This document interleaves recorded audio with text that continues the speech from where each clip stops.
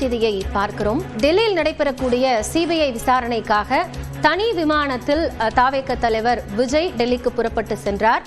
இதனுடைய செலவு என்பது அதிக அளவில் இருப்பதாக சொல்லப்படக்கூடிய நிலையில் இது குறித்த கூடுதல் தகவல்களோடு செய்தியாளர் முகிலன் இணைந்திருக்கிறார். அவரிடம் பேசலாம். முகிலன், தொலைதூரம் பயணிக்கக்கூடிய ஒரு தனியார் சொகுசு விமானத்தில் டெல்லிக்கு விஜய் சென்றிருக்கிறார். இதற்காக கூடிய செலவு என்ன? இதுல என்ன மாதிரியான நடைமுறைகள் இருக்கும் இது போன்று பயணிக்கும் போது?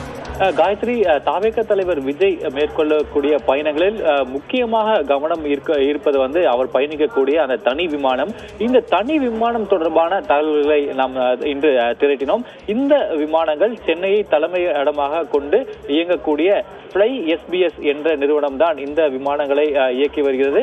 இந்த விமான ரகம் எம்பரர் லெகசி 600 என்ற வகை விமானம் இது. இதை அந்த நிறுவனமானது அல்ட்ரா லக்ஸரி ஜெட் என்று குறிப்பிடுகிறது.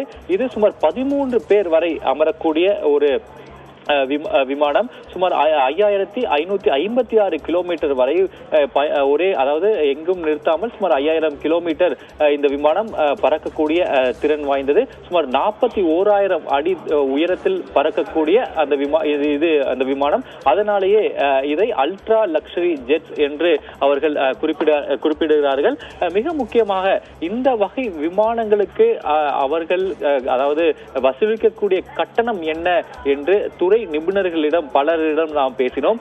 அதில் அவர்கள் கூறுவது சுமார் ஒரு 2.5 லட்சத்திலிருந்து சுமார் 10 லட்சம் வரை இந்த விமானங்கள், அதாவது இந்த அல்ட்ரா லக்ஸரி ஜெட் என்ற அந்த பிரிவில் அவர்கள் ஒரு 3-4 விதமான விமானங்களை அவர்கள் இயக்குகின்றனர்.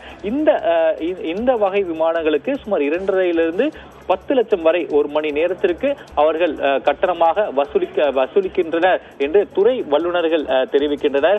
அதாவது இந்த ஒரு மணி நேரத்திற்கு இவ்வளவு என்ற கட்டணம் தவிர இந்த விமானத்தை நிறுத்தி வைப்பது போன்ற பல கட்டணங்கள் இருக்கின்றன. அதாவது இப்போ தற்போது விஜய் சென்னையிலிருந்து டெல்லி சென்று டெல்லியிலிருந்து சென்னை திரும்புகிறார் என்றால், ஒரே நாளில் அவர் திரும்புகிறார் என்றால் சுமார் ஒரு 20 லட்சம் ரூபாய் வரை செலவாகும் என்று அந்த வல்லுநர்கள் தெரிவிக்கின்றனர்.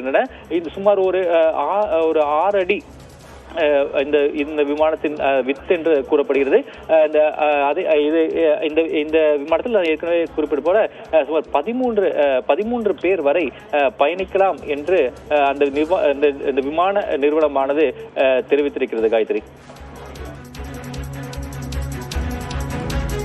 நன்றி முகிலன், இது குறித்த தற்போதைய தகவல்களுக்காக.